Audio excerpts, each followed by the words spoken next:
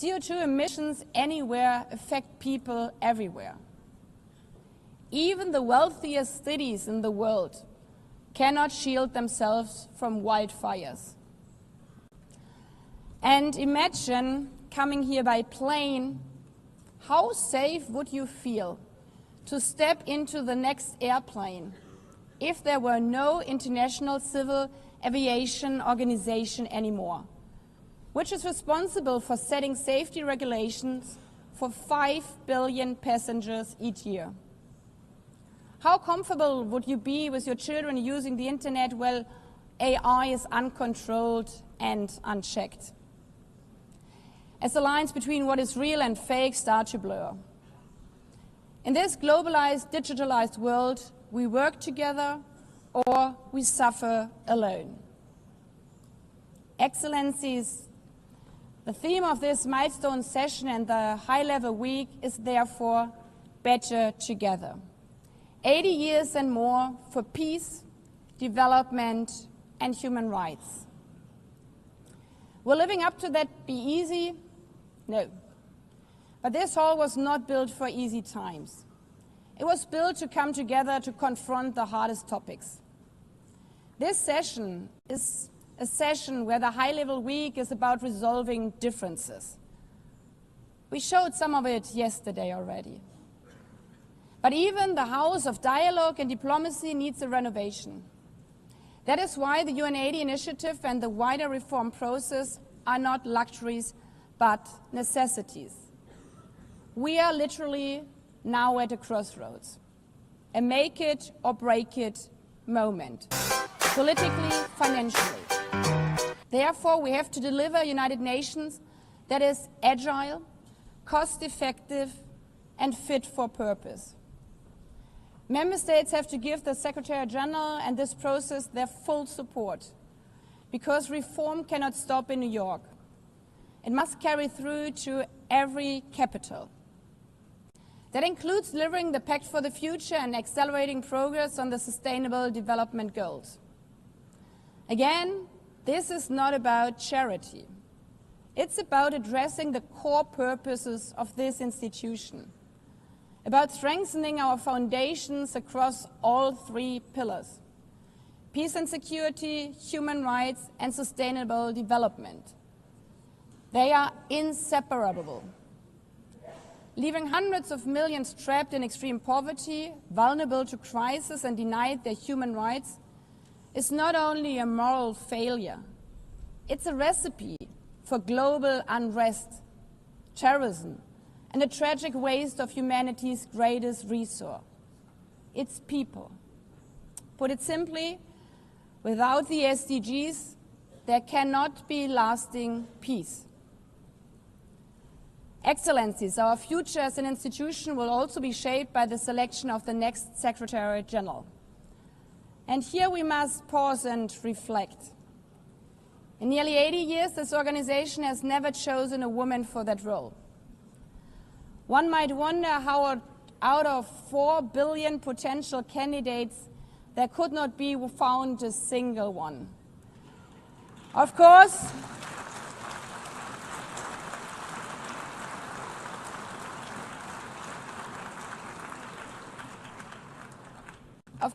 the choice rests with member states.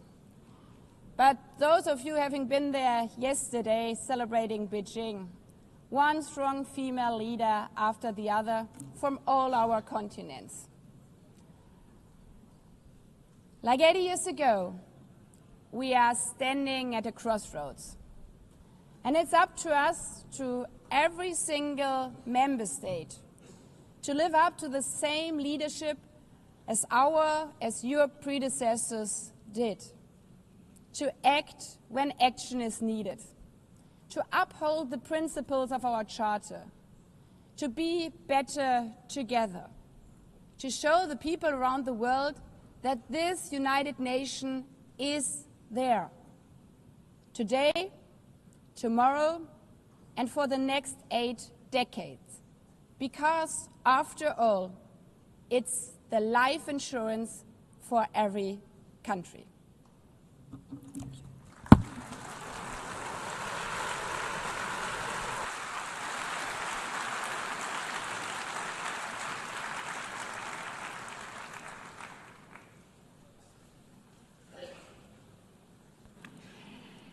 Before giving the floor to the first speaker for this morning, I would like to remind Member States that the list of speakers for the general debate has been established on the agreed basis that statements should be no longer than 15 minutes to enable all the speakers to be heard at a given meeting.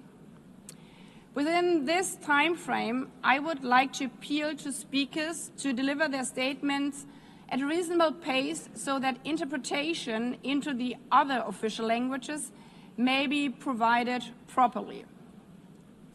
I would also like to draw your attention to the decision taken by the Assembly at previous sessions, namely that the practice of expressing congratulations inside the Assembly Hall after speech has been delivered is strongly discouraged. After delivering their statements from the rostrum, speakers are invited to exit the hall through room JA200, located behind the podium, before returning to their seats. May I take it that the Assembly agrees to proceed in this manner? It's so decided. Finally, I should like to draw the attention of Member States that during the general debate, official photographers are in the room and will take official photographs of all speakers by the Department of Global Communications. Members interested in obtaining these photographs are requested to contact the Photo Library of the United Nations. By this, the Assembly will hear an address by His Excellency Luiz Inácio Lula da Silva, President of the Federative Republic of Brazil. I request the protocol to escort His Excellency and invite him to address the Assembly.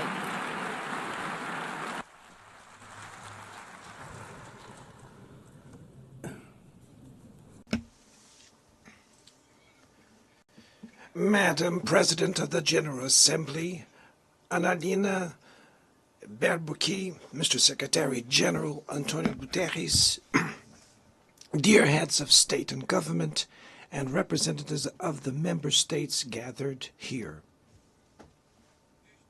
This should be a time to celebrate the United Nations. Created at the end of the war, the UN symbolizes the highest expression of the aspiration for peace and prosperity.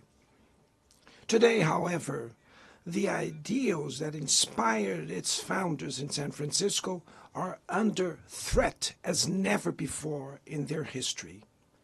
Multilateralism is at a new crossroads. The organization's authority is in check. We are witnessing the consolidation of an international order marked by repeated concessions to power play. Attacks on sovereignty, arbitrary sanctions, and unilateral interventions are becoming the rule. There is a clear parallel between the multilateralism crisis and the weakening of democracy. Authoritarianism is strengthened when we fail to act in the face of arbitrary acts, when the international society falters in defending peace, sovereignty, and the rule of law. The consequences are tragic. Throughout the world, anti-democratic forces are trying to subjugate institutions and stifle freedoms. They worship violence, praise ignorance, act as physical and digital militias, and restrict the press. Even under an unprecedented attack, Brazil chose to resist and defend its democracy, regained 40 years ago by its people after 2 decades of dictatorial governments. There is no justification for unilateral and arbitrary measures against our institutions and our economy. The aggression against the independence of the judiciary branch of power is unacceptable. This interference in domestic affairs is aided by a subservient far right who is nostalgic of past hegemonies. False patriots plan and publicly promote actions against Brazil. Peace cannot be achieved with impunity. A few days ago, and for the first time in 525 years of our history, a former head of state was convicted of attacking the democratic rule of law. He was investigated, indicted, trialed, and held accountable for his actions in a meticulous process. He has the right to defend himself was secured, a prerogative that dictatorships deny to their victims. Before the eyes of the world, Brazil sent a message to all aspiring autocrats and those who support them. Our democracy, our sovereignty are non-negotiable.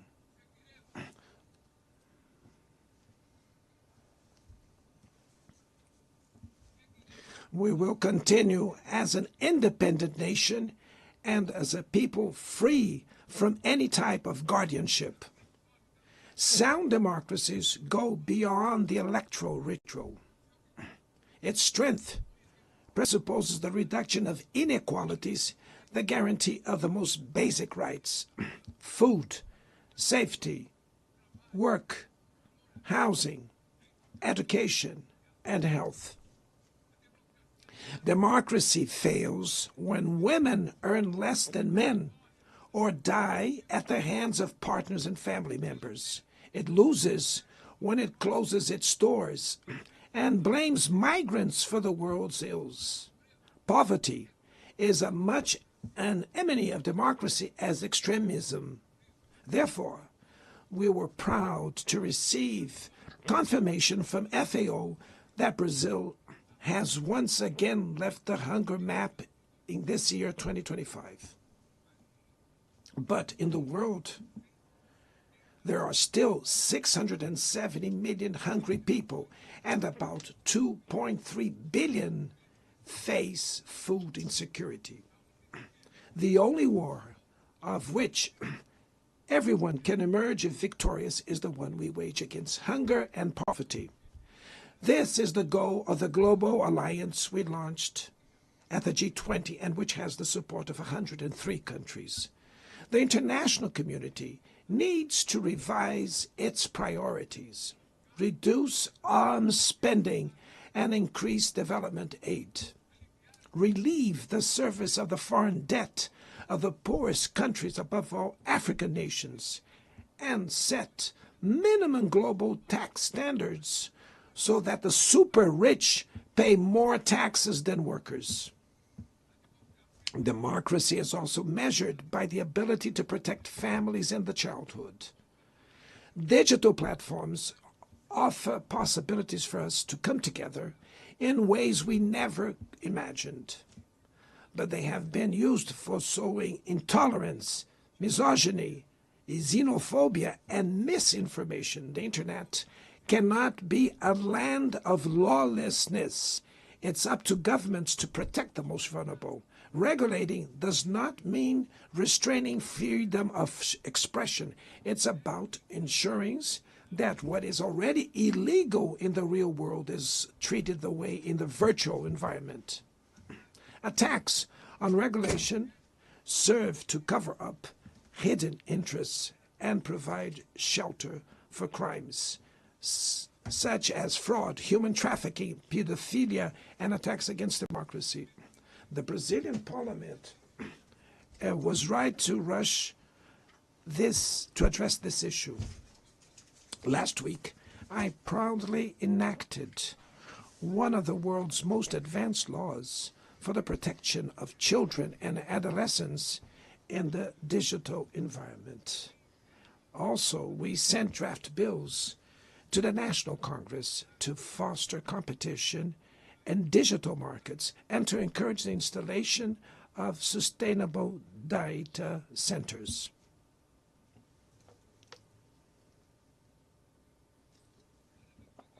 To mitigate the risks of artificial intelligence, we are committed to building multilateral governance in line with the Global Digital Compact that was approved in this plenary last year.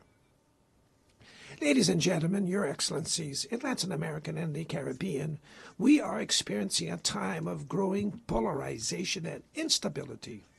Maintaining the region as a zone of peace is and was our priority. We are a continent free of weapons of mass destruction, without ethnic or religious conflicts. The comparison between crime and terrorism is worrying. The most effective way to combat drug trafficking is to cooperate to suppress money laundering and limit arms trade. Using lethal force in situations that do not constitute armed conflict is tantamount to executing people without trial. Other parts of the planet have already witnessed interventions that cause greater damage than intended, with serious humanitarian consequences. The path to dialogue must not be closed in Venezuela. Haiti has the right to a violence-free future, and it is unacceptable that Cuba be listed as a country that sponsors terrorism. In the conflict in Ukraine,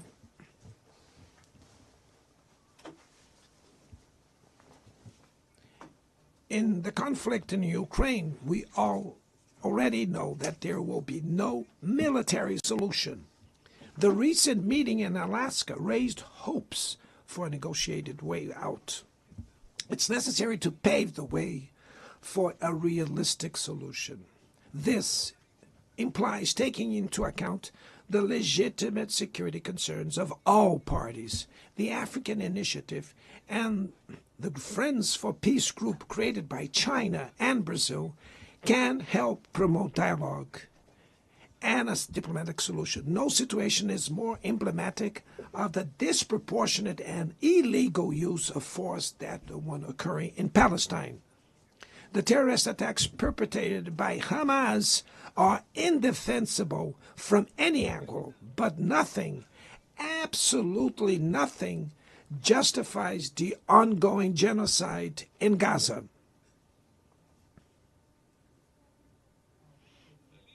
There, under tons of rubble, are buried tens of thousands of innocent women and children.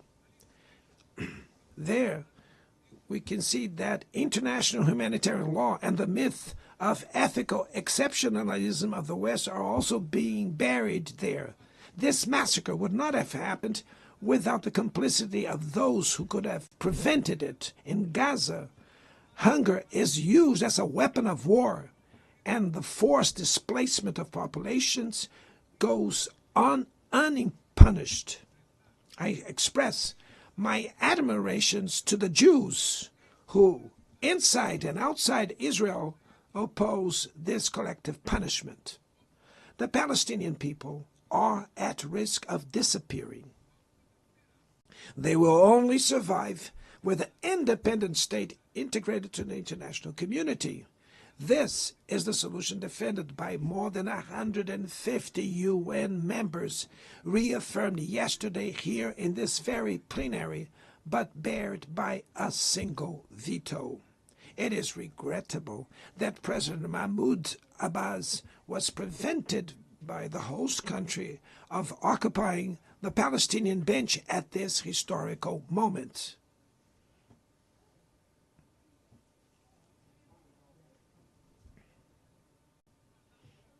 The spread of this conflict to Lebanon, Syria, Iran, Qatar is fueling an unprecedented arms build-up. Madam President, bombs and nuclear weapons will not protect us from the climate crisis. The year of 24 was the warmest already registered. COP30 in the city of Belém, Brazil, will the cope of truth. It will be the time for world leaders to prove the seriousness of their commitment to the planet. Without a complete picture of the NDC's nationally determined contributions, we were walking blindfolded towards the abyss. Brazil has committed to reducing its emissions by 59 and 67%, covering all greenhouse gases and all sectors of the economy. Developing nations face climate change while grappling with other challenges.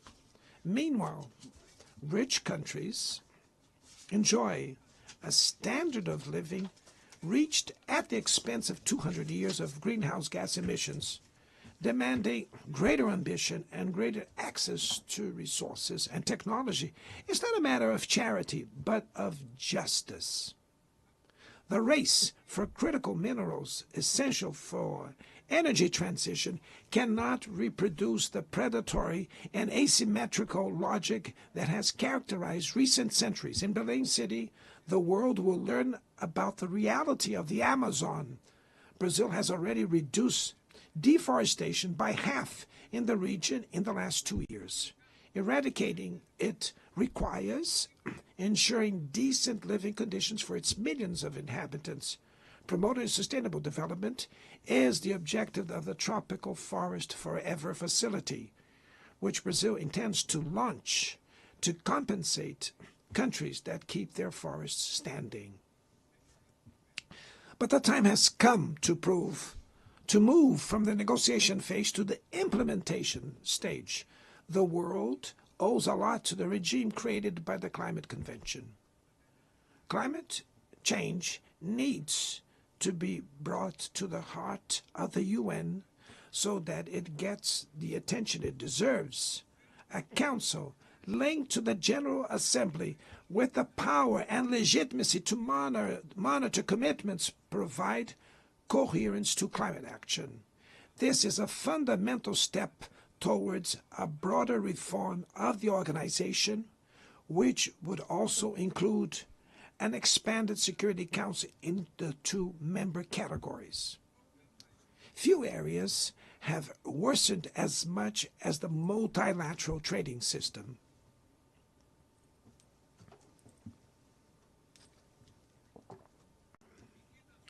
Unilateral measures have rendered fundamental principles, such as the most favored nations clauses, meaningless.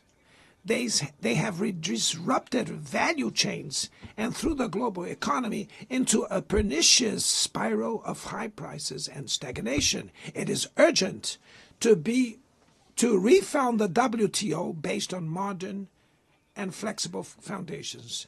Your Excellencies, ladies and gentlemen, this year, the world lost 2 exceptional public figures. Former Uruguayan President Pepe Mujica and our dear Pope Francis, both embodied the best humanist values like no other. Their lives were intertwined with the 8 decades of the UN's existence. If they were still among us, they would use this platform to remember that authoritarianism, environmental degradation, and inequality are not relentless, that the only ones defeated are those who stand idly by, resigned, and that we can defeat the false prophets and oligarchs who exploit fear and monetize hate, and that tomorrow is made of daily choices, and it takes courage to act to transform it. In the future that Brazil envisions, there is no room for the reenactment of ideological rivalries or spheres of influence. Confrontation is not inevitable. We need leaders with clear visions who understand that the international order is not a zero-sum game. The 21st century will be increasingly multipolar.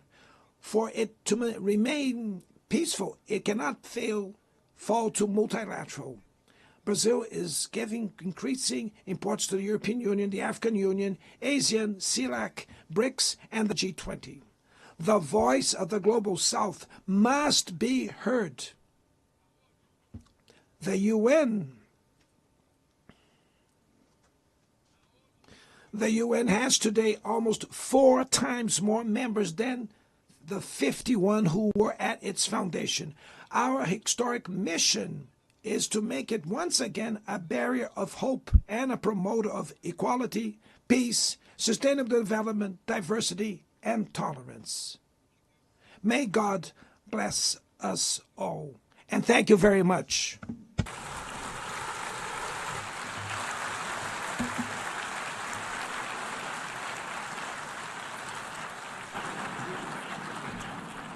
On behalf of the Assembly, I wish to thank the President of the Federative Republic of Brazil,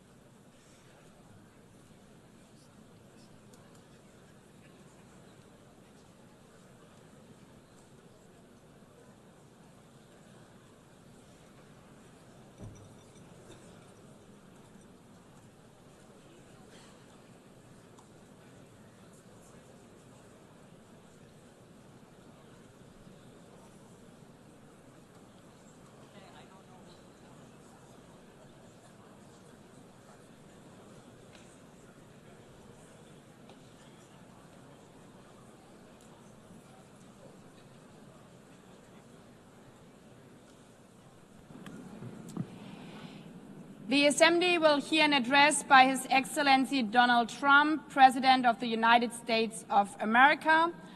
I request protocol to escort His Excellency and invite him to address the Assembly.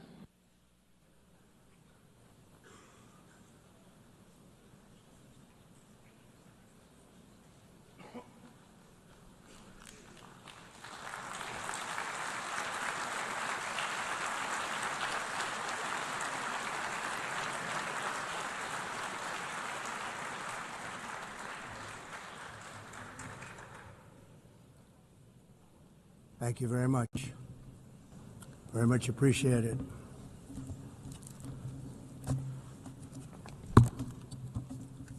And I don't mind making this speech without a teleprompter, because the teleprompter is not working. I feel very happy to be up here with you nevertheless, and that way you speak more from the heart.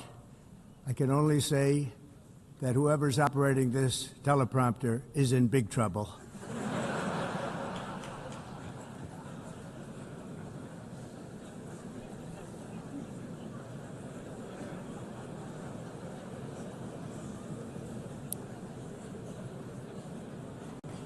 Hello, Madam First Lady. Thank you very much for being here. And Madam President, Mr. Secretary General, First Lady of the United States, distinguished delegates, ambassadors, and world leaders. 6 years have passed since I last stood in this grand hall and addressed a world that was prosperous and at peace in my first term. Since that day, the guns of war have shattered the peace I forged on 2 continents. An era of calm and stability gave way to one of the great crises of our time. And here in the United States, 4 years of weakness, lawlessness, and radicalism under the last administration delivered our nation into a repeated set of disasters. 1 year ago, our country was in deep trouble, but today, just 8 months into my administration, we are the hottest country anywhere in the world, and there is no other country even close. America is blessed with the strongest economy, the strongest borders, the strongest military, the strongest friendships, and the strongest spirit of any nation on the face of the earth. This is indeed the golden age of America. We are rapidly reversing the economic calamity we inherited from the previous administration, including ruinous price increases and record-setting inflation like we've never had before. Under my leadership, energy costs are down, gasoline prices are down, grocery prices are down, mortgage rates are down, and inflation has been defeated. The only thing that's up is the stock market, which just hit a record high. In fact, it hit a record high 48 times in the last short period of time. Growth is surging, manufacturing is booming. The stock market, as I said, is doing better than it's ever done. And all of you in this room benefit by that, almost everybody. And importantly, workers' wages are rising at the fastest pace in more than 60 years. And that's what it's all about, isn't it? In 4 years of President Biden, we had less than $1 trillion of new investment into the United States. In just 8 months since I took office, we have secured commitments and money already paid for $17 trillion. Think of it, 4 years, less than $1 trillion, 8 months, much more than $17 trillion is being invested in the United States, and it's now pouring in from all parts of the world. We've implemented the largest tax cuts in American history and the largest regulation cuts in American history, making this once and again the best country on earth to do business. And many of the people in this room are investing in America, and it's turned out to be an awfully good investment during this 8-month period.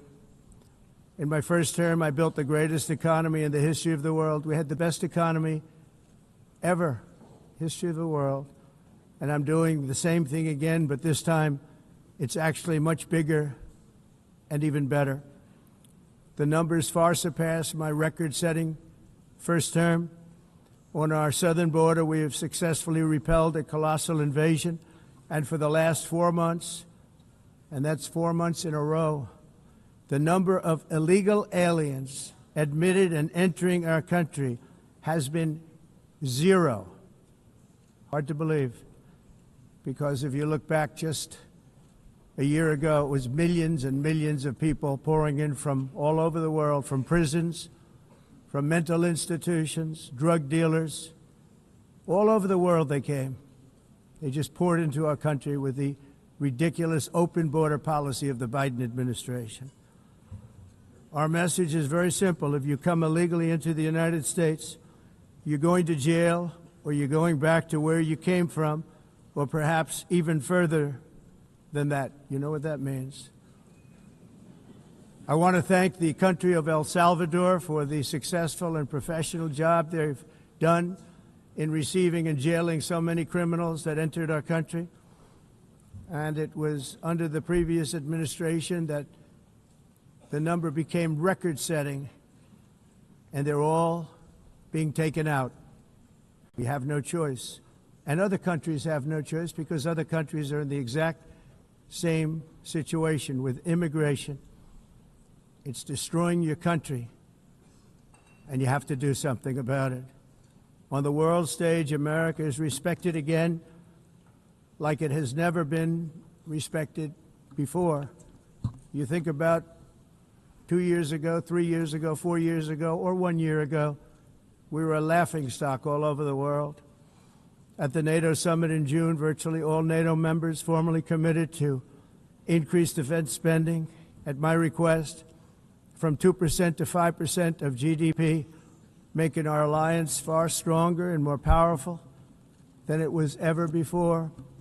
In May, I traveled to the Middle East to visit my friends and rebuild our partnerships in the Gulf and those valued relationships with Saudi Arabia, Qatar, and the UAE, and other countries are now, I believe, closer than ever before. My administration has negotiated one historic trade deal after another, including with the United Kingdom, the European Union, Japan, South Korea, Vietnam, Indonesia, the Philippines, Malaysia, and many, many others. Likewise, in a period of just 7 months, I have ended 7 unendable wars. They said they were unendable. You're never going to get them solved. Some were going for 31 years, 2 of them, 31, think of it, 31 years. One was 36 years. One was 28 years. I ended 7 wars. And in all cases, they were raging with countless thousands of people being killed. This includes Cambodia and Thailand, Kosovo and Serbia, the Congo and Rwanda, a vicious, violent war that was, Pakistan and India, Israel and Iran, Egypt and Ethiopia, and Armenia and Azerbaijan. It included all of them. No president or prime minister, and for that matter, no other country has ever done anything close to that. And I did it in just 7 months. It's never happened before. There's never been anything like that. I'm very honored to have done it. It's too bad that I had to do these things instead of the United Nations doing them. And sadly, in all cases, the United Nations did not even try to help in any of them. I ended 7 wars, dealt with the leaders of each and every one of these countries, and never even received a phone call from the United Nations offering to help in finalizing the deal. All I got from the United Nations was an escalator that on the way up stopped right in the middle. If the First Lady wasn't in great shape, she would have fallen, but she's in great shape. We're both in good shape. We both stood. And then a teleprompter that didn't work. These are the 2 things I got from the United Nations, a bad escalator and a bad teleprompter. Thank you very much. And by the way, it's working now. It just went on. Thank you. I think I should just do it the other way. It's easier. Thank you very much. I didn't think of it at the time because I was too busy working to save millions of lives.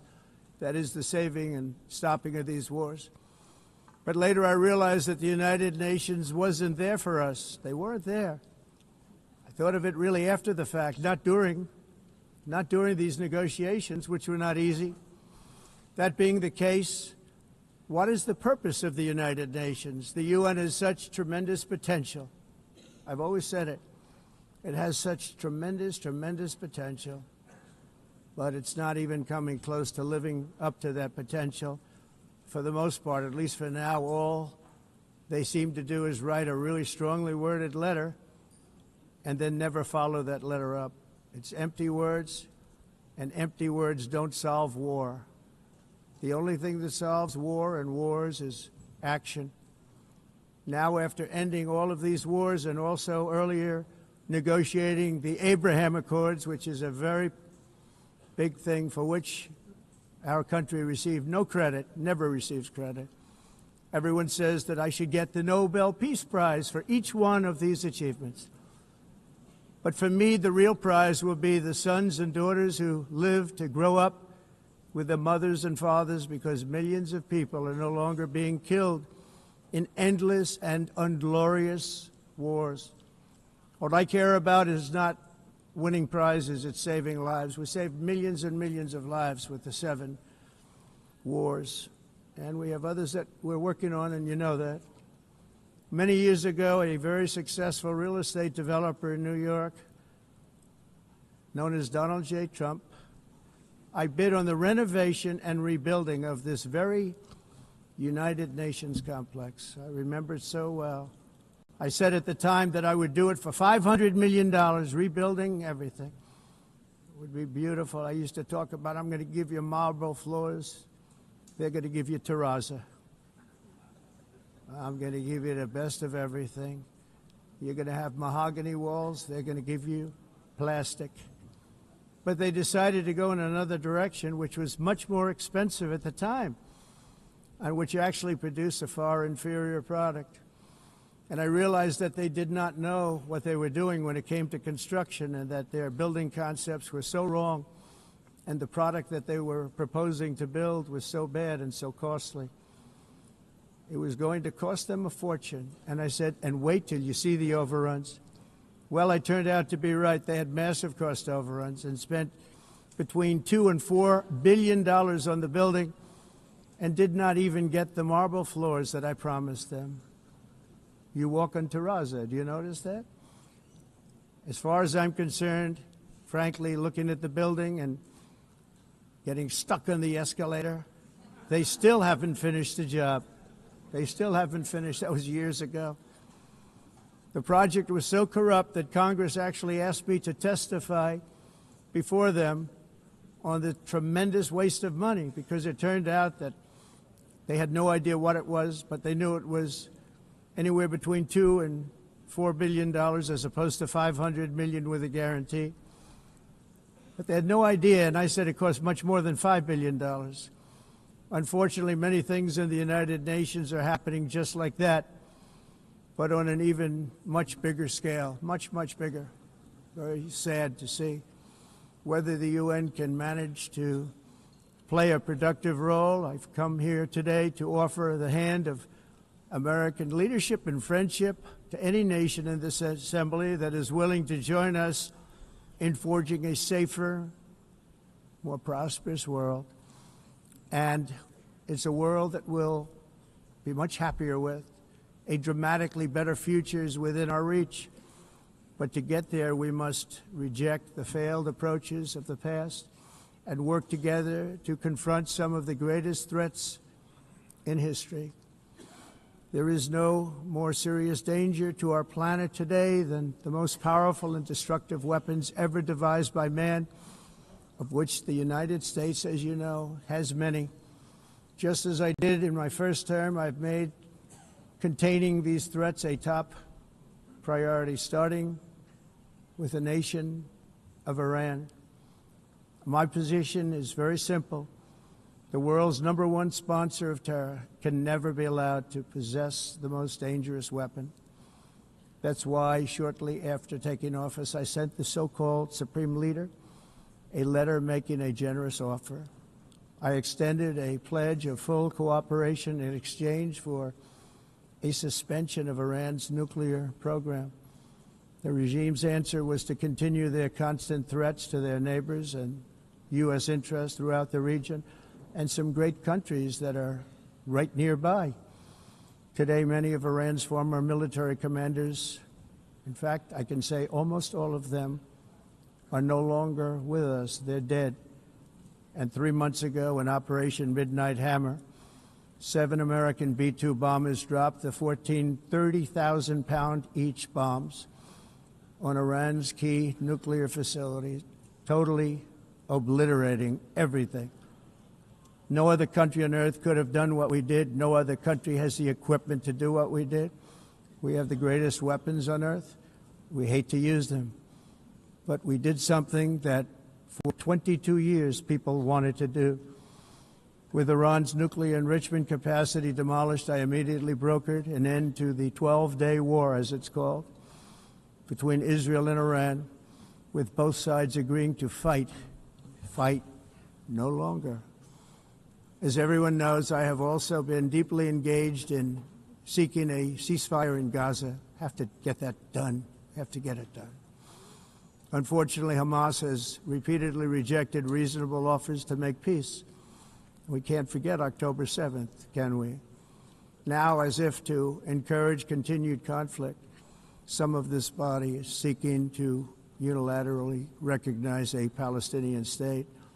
The rewards would be too great for Hamas terrorists for their atrocities. This would be a reward for these horrible atrocities, including October 7th, even while they refuse to release the hostages or accept a ceasefire.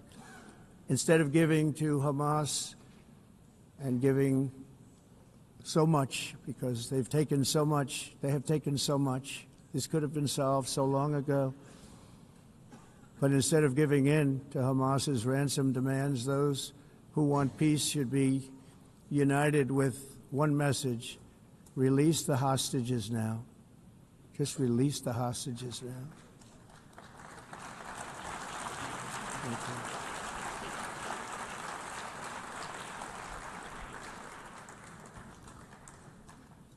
Thank you. As we have got to come together, and we will come together, got to get it done. We have to stop the war in Gaza immediately. We have to stop it. We have to get it done. We have to negotiate. Immediately have to negotiate peace. We got to get the hostages back. We want all 20 back. We don't want 2 and 4. As you know, I got, along with Steve Witkoff and others that helped us, Marco Rubio, we got most of them back. We were involved in all of them. But I always said the last 20 are going to be the hardest, and that's exactly what happened. We have to get them back now. We don't want to get back 2, and then another 2, and then 1, and then 3. Have this process. No, we want them all back, and we want the actually 38 dead bodies back too. Those parents came to me and they want them back, and they want them back very quickly and very badly, as though they were alive. They want them. They want them every bit as much as if their son or daughter were alive. I've also been working relentlessly, stopping the killing in Ukraine. I thought that would be, of the 7 wars that I stopped, I thought that would be the easiest because of my relationship with President Putin, which had always been a good one. I thought that was going to be the easiest one. But, you know, in war, you never know what's going to happen. There are always lots of surprises, both good and bad. Everyone thought Russia would win this war in 3 days, but it didn't work out that way. It was supposed to be just a quick little skirmish. It's not making Russia look good. It's making them look bad. No matter what happens from here on out, this was something that should have taken a matter of days, certainly less than a week. And they've been fighting for 3.5 years and killing anywhere from 5,000 to 7,000 young soldiers, mostly soldiers, on both sides, every single week, from 5,000 to 7,000 dead young people, and some in cities, much smaller numbers, where rockets are shot, where drones are dropped. This war would never have started if I were president. This was a war that should have never happened. It shows you what leadership is, what bad leadership can do to a country. Look what happened to the United States, and look where we are right now in just a short period of time. The only question now is how many more lives will be needlessly lost on both sides. China and India are the primary funders of the ongoing war by continuing to purchase Russian oil. But inexcusably, even NATO countries have not cut off much Russian energy and Russian energy products, which, as you know, I found out about 2 weeks ago, and I wasn't happy. Think of it. They're funding the war against themselves. Who the hell ever heard of that one? In the event that Russia is not ready to make a deal to end the war, then the United States is fully prepared to impose a very strong round of powerful tariffs, which would stop the bloodshed, I believe, very quickly. But for those tariffs to be effective, European nations, all of you are gathered here right now, would have to join us in adopting the exact same measures. I mean, you're much closer to the city. We have an ocean in between. You're right there. And Europe has to step it up. They can't be doing what they're doing. They're buying oil and gas from Russia while they're fighting Russia. It's embarrassing to them, and it was very embarrassing to them when I found out about it, I can tell you that. But they have to immediately cease all energy purchases from Russia. Otherwise, we're all wasting a lot of time. So I'm ready to discuss this. We're going to discuss it today with the European nations, all gathered here. I'm sure they're thrilled to hear me speak about it, but that's the way it is. I like to speak my mind and speak the truth. As we seek to reduce the threat of dangerous weapons today, I'm also calling on every nation to join us in ending the development of biological weapons once and for all. And biological is terrible, and nuclear is even beyond, and we include nuclear in that. We want to have a cessation of the development of nuclear weapons. We know, and I get to view it all the time. Sir, would you like to see? And I look at weapons that are so powerful that we just can't ever use them. If we ever use them, the world literally might come to an end. There would be no United Nations to be talking about. There would be no nothing. Just a few years ago, reckless experiments overseas gave us a devastating global pandemic. Yet despite that worldwide catastrophe, many countries are continuing extremely risky research into bioweapons and man-made pathogens. This is unbelievably dangerous. To prevent potential disasters, I'm announcing today that my administration will lead an international effort to enforce Biological Weapons Convention, which is going to be meeting with the top leaders of the world by pioneering an AI verification system that everyone can trust. Hopefully the UN can play a constructive role, and it will also be one of the early projects under AI. Let's see how good it is, because a lot of people are saying it could be one of the great things ever, but it also can be dangerous, but it could be put to tremendous use and tremendous good, and this would be an example of that. Not only is the UN not solving the problems it should, too often, it's actually creating new problems for us to solve. The best example is the #1 political issue of our time, the crisis of uncontrolled migration. It's uncontrolled. Your countries are being ruined. The United Nations is funding an assault on Western countries and their borders. In 2024, the UN budgeted $372 million in cash assistance to support an estimated 624,000 migrants journeying into the United States. Think of that. The UN is supporting people that are illegally coming into the United States, and then we have to get them out. The UN also provided food, shelter, transportation, and debit cards to illegal aliens. Can you believe that? On the way to infiltrate our southern border. Millions of people came through that southern border. Just a year ago, millions and millions of people were pouring in, 25 million altogether over the 4 years of the incompetent Biden administration. And now we have it stopped, totally stopped. In fact, they're not even coming anymore because they know they can't get through. But what took place is totally unacceptable. The UN is supposed to stop invasions, not create them and not finance them. In the United States, we reject the idea that mass numbers of people from foreign lands can be permitted to travel halfway around the world, trample our borders, violate our sovereignty, cause unmitigated crime, and deplete our social safety net. We have reasserted that America belongs to the American people, and I encourage all countries to take their own stand in defense of their citizens as well. You have to do that because I see it. I'm not mentioning names. I see it, and I can call every single one of them out. You're destroying your countries. They're being destroyed. Europe is in serious trouble. They've been invaded by a force of illegal aliens like nobody's ever seen before. Illegal aliens are pouring into Europe. Nobody is ever, and nobody's doing anything to change it, to get them out. It's not sustainable. And because they choose to be politically correct, they're doing just absolutely nothing about it. And I have to say, I look at London, where you have a terrible mayor, terrible, terrible mayor, and it's been so changed, so changed.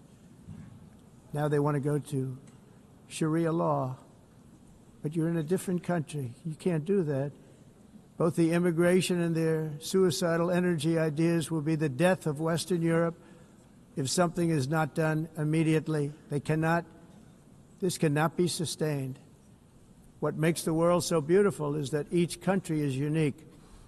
But to stay this way, every sovereign nation must have the right to control their own borders. You have the right to control your borders, as we do now, and to limit the sheer numbers of migrants entering their countries and paid for by the people of that nation that were there and that built that particular nation at the time. They put their blood, sweat, tears, money into that country. and now they're being ruined. Proud nations must be allowed to protect their communities and prevent their societies from being overwhelmed by people they have never seen before, with different customs, religions, with different everything. Where migrants have violated laws, lodged false asylum claims, or claimed refugee status for illegitimate reasons, they should, in many cases, be immediately sent home. And while we will always have a big heart for places and people that are struggling and truly compassionate, answers will be given. We have to solve the problem, and we have to solve it in their countries, not create new problems in our countries. And we are very helpful to a lot of countries that are just not able to send their people anymore. They used to send them to us in caravans of 25,000, 30,000 people each. These massive caravans of people pouring into our country, totally unchecked and unvetted. But not anymore. According to the Council of Europe, in 2024, almost 50% of inmates in German prisons were foreign nationals or migrants. In Austria, the number was 53% of the people in prisons were from places that weren't from where they are now. In Greece, the number was 54%, and in Switzerland, beautiful Switzerland, 72% of the people in prisons are from outside of Switzerland. When your prisons are filled with so-called asylum seekers who repaid kindness, and that's what they did, they repaid kindness with crime, it's time to end the failed experiment of open borders. You have to end it now. See, I can tell you. I'm really good at this stuff. Your countries are going to hell. In America, we've taken bold action to swiftly shut down uncontrolled migration. Once we started detaining and deporting everyone who crossed the border and removing illegal aliens from the United States, they simply stopped coming. They're not coming anymore. We're getting a lot of credit, but they're not coming anymore. This was a humanitarian act for all involved, because on the trips up, thousands of people a week were dying. Women were being raped. Nobody's ever seen anything like it. Raped, horribly beaten, raped. On the trip up, the journey up, it was a long walk. It was a long, arduous journey, indeed. And it was also a historic victory against human trafficking throughout the region. What we did was a victory, and we saved so many lives of people that wouldn't make the journey. That journey was loaded up with death. Loaded up with death. Dead bodies all along the roads of jungles. To get up, they go through jungles, they go through areas so hot you couldn't breathe. They were dying of suffocation, areas so hot that you couldn't breathe. Dead bodies all over. By them not coming, we're saving tremendous numbers of lives. My people have done a fantastic job in doing what they did, and the American public agrees with it. I mean, I was very proud to see this morning I have the highest poll numbers I've ever had. Part of it is because of what we've done on the border. I guess the other part is what we've done on the economy. Joe Biden's policies empowered murderous gangs, human smugglers, child traffickers, drug cartels, and prisoners from all over the world. The previous administration also lost nearly 300,000 children. Think of that. They lost more than 300,000 children, little children, who were trafficked into the United States on the Biden watch, many of whom have been raped, exploited, and abused, and sold. Sold. Nobody talks about that. The fake news doesn't write about it. With many others, young children who are missing or dead. And we found a lot of these children, and we're sending them back, and we've been sending them back to their parents. They said, nobody knows who they are. They said, where do you come from? And they'll give us a country, and we'll find out, and we'll figure it out, and we'll bring them back to their homes. And the mother and father rush to the door, and their tears in their eyes. They can't believe that they're seeing their son or daughter, their little son or daughter again. We've done almost 30,000 of them so far. Any system that results in the mass trafficking of children is inherently evil. Yet that is exactly what the globalist migration agenda has done, and it's what it's all about. In America, those days, as you know, are over. The Trump administration is working, and we are continuing to work to track down the villains that are causing this problem, and also, as I said, to get back the 30,000 we've already returned. Now I think we're going to have another. We're going to find a lot. You're not going to find all of them. 300, more than 300,000. They're lost or they're dead. They're lost or they're dead because of the animals that did this. To protect our citizens, I've also designated multiple savage drug cartels as far as and you see this, and you see it happening right before your eyes. Let's put it this way. People don't like taking big loads of drugs in boats anymore. There aren't too many boats that are traveling on the seas by Venezuela. They tend not to want to travel very quickly anymore. And we've virtually stopped drugs coming into our country by sea. We call them the water drugs. They kill hundreds of thousands of people. I've also designated multiple savage drug cartels as far as foreign terrorist organizations, along with two bloodthirsty transnational gangs, probably the worst gangs anywhere in the world, MS-13 and Tren de Aragua. Tren de Aragua is from Venezuela, by the way. Such organizations torture, maim, mutilate, and murder with impunity. They're the enemies of all humanity. And for this reason, we've recently begun using the supreme power of the United States military to destroy Venezuelan terrorists and trafficking networks led by Nicolas Maduro. To every terrorist thug smuggling poisonous drugs into the United States of America, please be warned that we will blow you out of existence. That's what we're doing. We have no choice. Can't let it happen. They're destroying. I believe we lost 300,000 people last year to drugs, 300,000. Fentanyl and other drugs. Each boat that we sink carries drugs that would kill more than 25,000 Americans. We will not let that happen. Energy is another area where the United States is now thriving like never before. We're getting rid of the falsely named renewables. By the way, they're a joke. They don't work. They're too expensive. They're not strong enough to fire up the plants that you need to make your country great. The wind doesn't blow. Those big windmills are so pathetic and so bad, so expensive to operate. And they have to be rebuilt all the time, and they start to rust and rot. Most expensive energy ever conceived, and it's actually energy. You're supposed to make money with energy, not lose money. You lose money, the governments have to subsidize. You can't put them out without massive subsidies. And most of them are built in China, and I give China a lot of credit. They build them, but they have very few wind farms. So why is it that they build them and they send them all over the world, but they barely use them? You know what they use? Coal. They use gas. They use almost anything, but they don't like wind. But they sure as hell like selling the windmills. Europe, on the other hand, has a long way to go, with many countries being on the brink of destruction because of the green energy agenda. And I give a lot of credit to Germany. Germany was being led down a very sick path, both on immigration, by the way, and on energy. They were going green, and they were going bankrupt. And the new leadership came in, and they went back to where they were, with fossil fuel and with nuclear, which is good. It's now safe, and you can do it properly. But they went back to where they were, and they opened up a lot of different plants, energy-producing plants, and they're doing well. I give Germany a lot of credit for that. They've said this is a disaster, what's happening.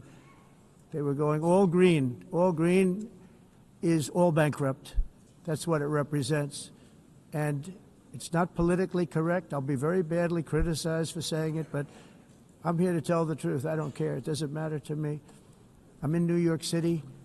I'm feeling a lot safer. Crime, we're getting crime down. And by the way, speaking of crime, Washington, D.C. was the crime capital of America. Now it's after 12 days, it's a totally safe city.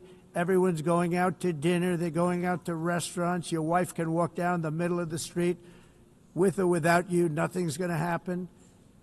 My people have done a fantastic job. And yes, I called in the National Guard, and the National Guard took care of business, and they weren't politically correct, but they took care of business. We got 1,700 career criminals out, brought them back to where they came from, the countries where they came from, or put them in jails. Washington, D.C. is now a totally safe city again, and I welcome you to come. In fact, we'll have dinner together at a local restaurant, and we'll be able to walk. We don't have to go by an armor-plated vehicle. We'll walk right over there from the White House. They've given up their powerful edge, a lot of the countries that we're talking about, in oil and gas, such as essentially closing the great North Sea oil. Oh, the North Sea, I know it so well. Aberdeen was the oil capital of Europe, and there's tremendous oil that hasn't been found in the North Sea. Tremendous oil. And I was with the Prime Minister I respect and like a lot, and I said, you're sitting with the greatest asset. They essentially closed it by making it so highly taxed that no developer, no oil company can go there. They have tremendous oil left, and more importantly, they have tremendous oil that hasn't even been found yet. And what a tremendous asset for the United Kingdom. And I hope the Prime Minister is listening, because I told it to him 3 days in a row. That's all he heard. North Sea oil, North Sea, because I want to see them do well.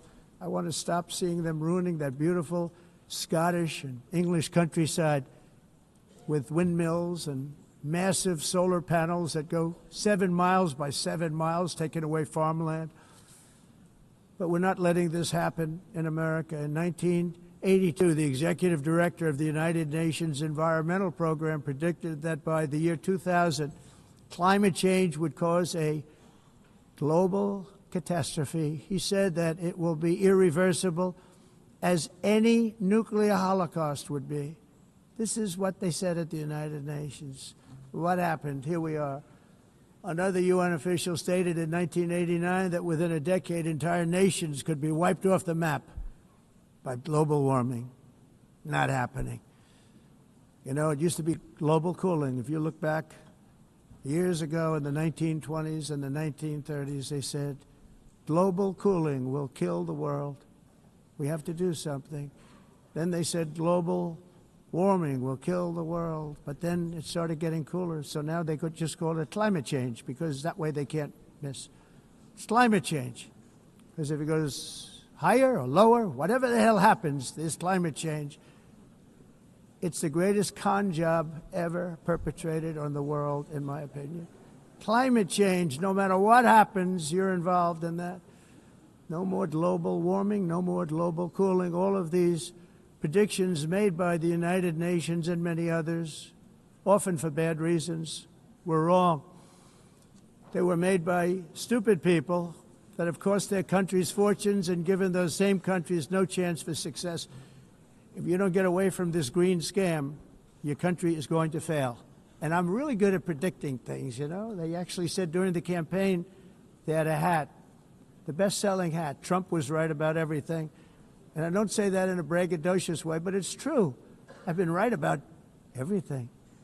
And I'm telling you that if you don't get away from the green energy scam, your country is going to fail.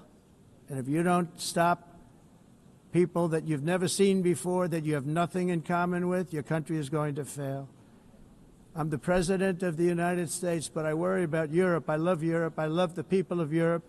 And I hate to see it being devastated by energy and immigration. This double-tailed monster destroys everything in its wake, and they cannot let that happen any longer. You're doing it because you want to be nice. You want to be politically correct, and you're destroying your heritage. They must take control strongly and immediately of the unmitigated immigration disaster and the fake energy catastrophe before it's too late. The carbon footprint is a hoax made up by people with evil intentions, and they're heading down a path of total destruction. You know, the carbon footprint was a big, big thing a few years ago. I remember hearing about the carbon footprint, and then President Obama would get into Air Force One, a massive Boeing 747, and not a new one, an old one with old engines that spew everything into the atmosphere. He'd talk about the carbon footprint, we must do so. Then he'd get in and he'd fly from Washington to Hawaii to play a round of golf. And then he'd get back onto that big, beautiful plane and he'd fly back and he'd talk about, again, global warming and the carbon footprint. It's a con job.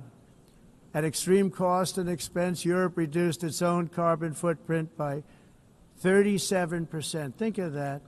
Congratulations, Europe. Great job.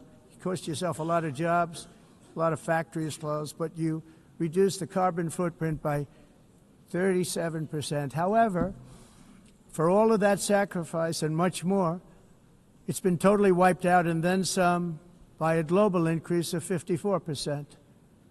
Much of it coming from China and other countries that are thriving around China, which now produces more CO2 than all the other developed nations in the world.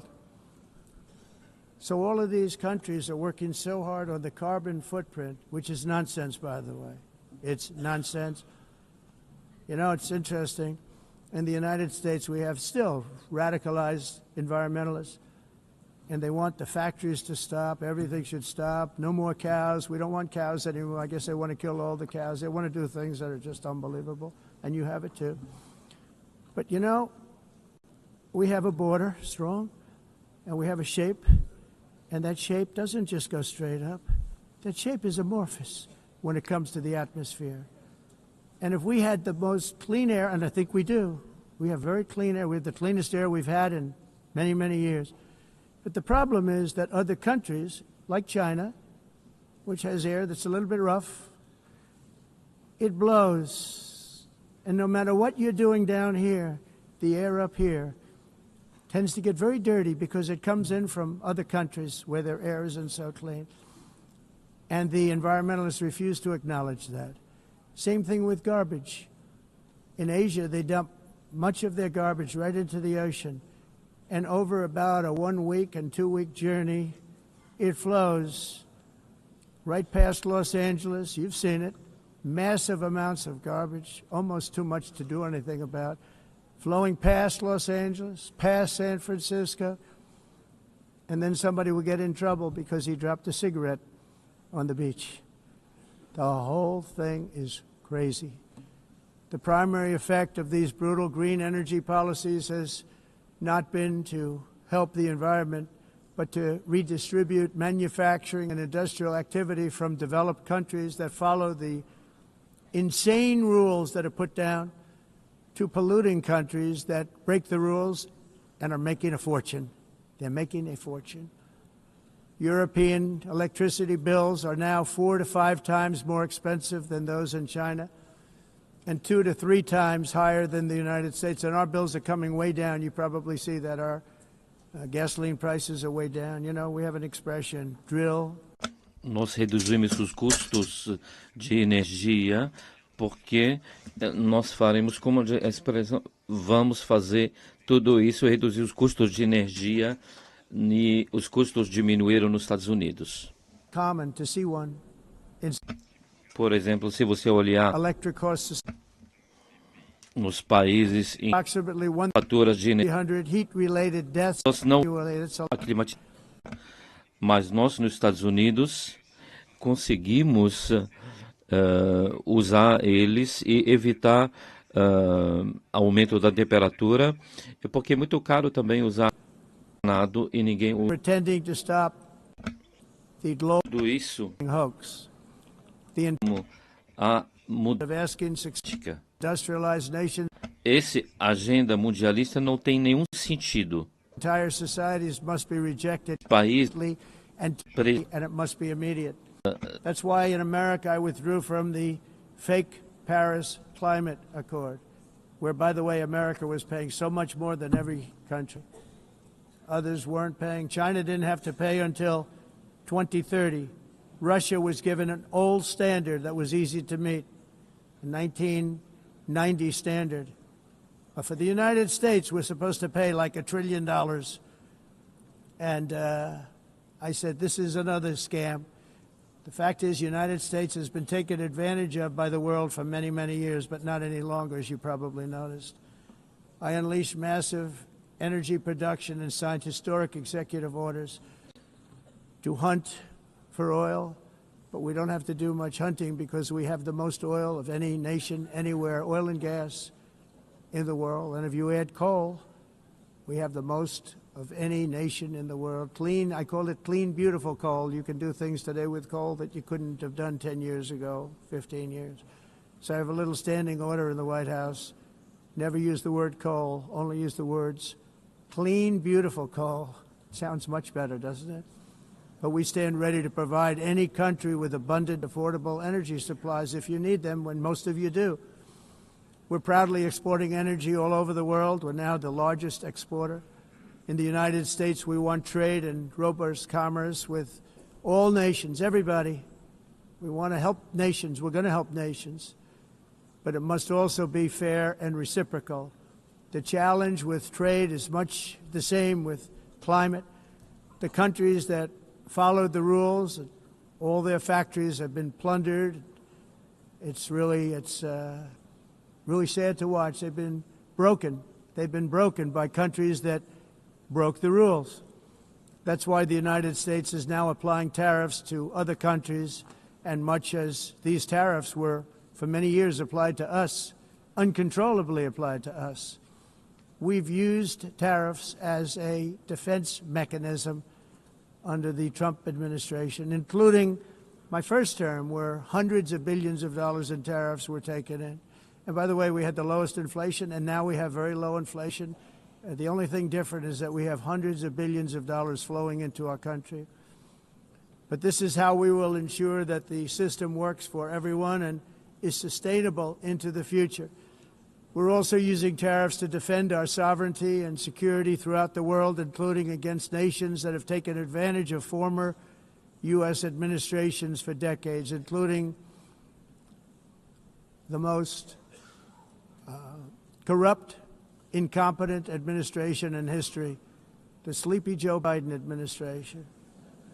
Brazil now faces major tariffs in response to its unprecedented efforts to interfere in the rights and freedoms of our American citizens and others, with censorship, repression, weaponization, judicial corruption, and targeting of political critics in the United States. I have a little problem saying this because I must tell you, I was walking in and the leader of Brazil was walking out. We saw him, and I saw him, he saw me, and we embraced. And then I'm saying, can you believe I'm going to be saying this in just 2 minutes? But we actually agreed that we would meet next week. We didn't have much time to talk, like about 20 seconds. They were in retrospect, I'm glad I waited because this thing didn't work out too well. But we did talk. We had a good talk, and we agreed to meet next week, if that's of interest. But he seemed like a very nice man, actually. He liked me, I liked him. But if you, and I only do business with people I like. When I don't like them, I don't like them. But we had, at least for about 39 seconds, we had excellent chemistry. It's a good sign. But also in the past, Brazil, can you believe this, unfairly tariffed our nation, but now because of our tariffs, we are hitting them back, and we're hitting them back very hard. As president, I will always defend our national sovereignty and the rights of American citizens. So I'm very sorry to say this, that Brazil is doing poorly and will continue to do poorly. They can only do well when they're working with us. Without us, they will fail, just as others have failed. It's true. Next year, the United States will celebrate the 250th anniversary of our glorious independence, a testament to enduring power and American freedom and spirit. We will also be proudly hosting the 2026 FIFA World Cup, and shortly thereafter, the 2028 Olympics, which is going to be very exciting. I hope you all come. I hope that countless people from all over the globe will take part of these will be great celebrations of liberty and human achievement, and that together we all can rejoice in the miracles of history that began in July 4th.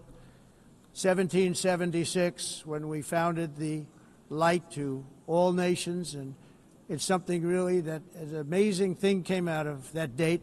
It's called the United States of America.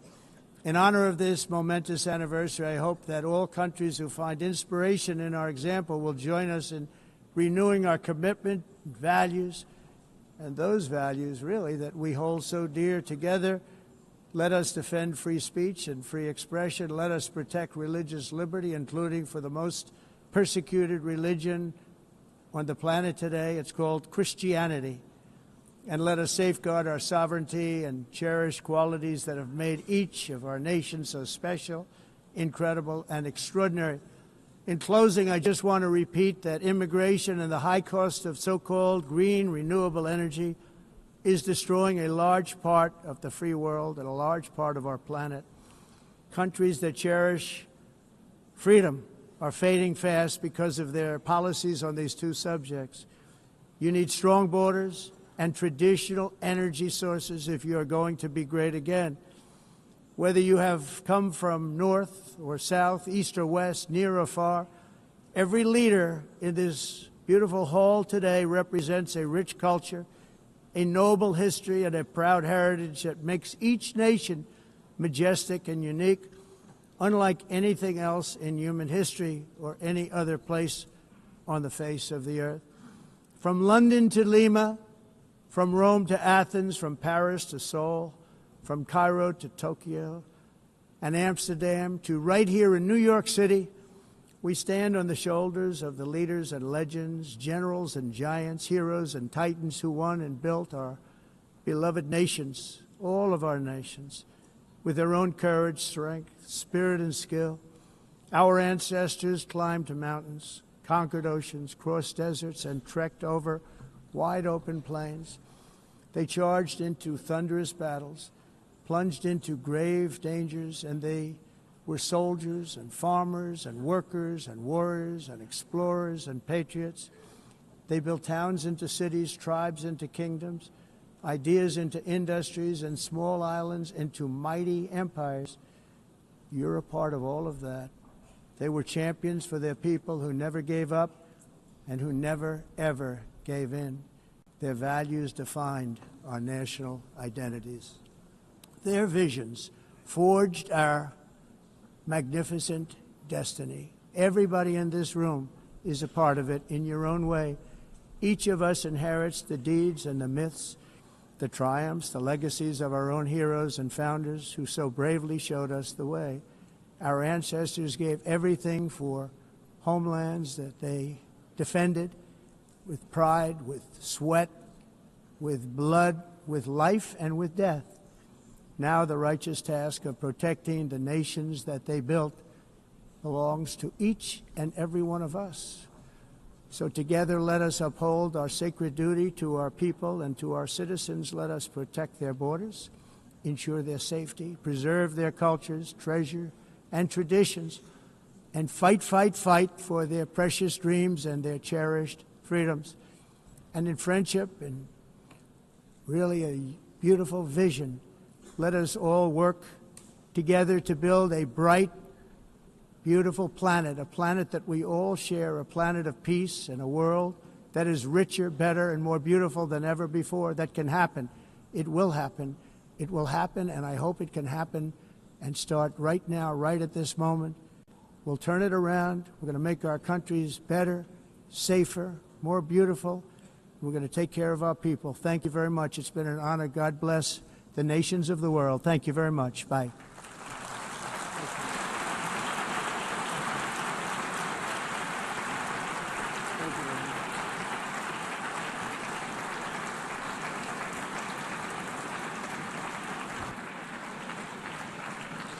On behalf of the Assembly, I wish to thank the President of the United States,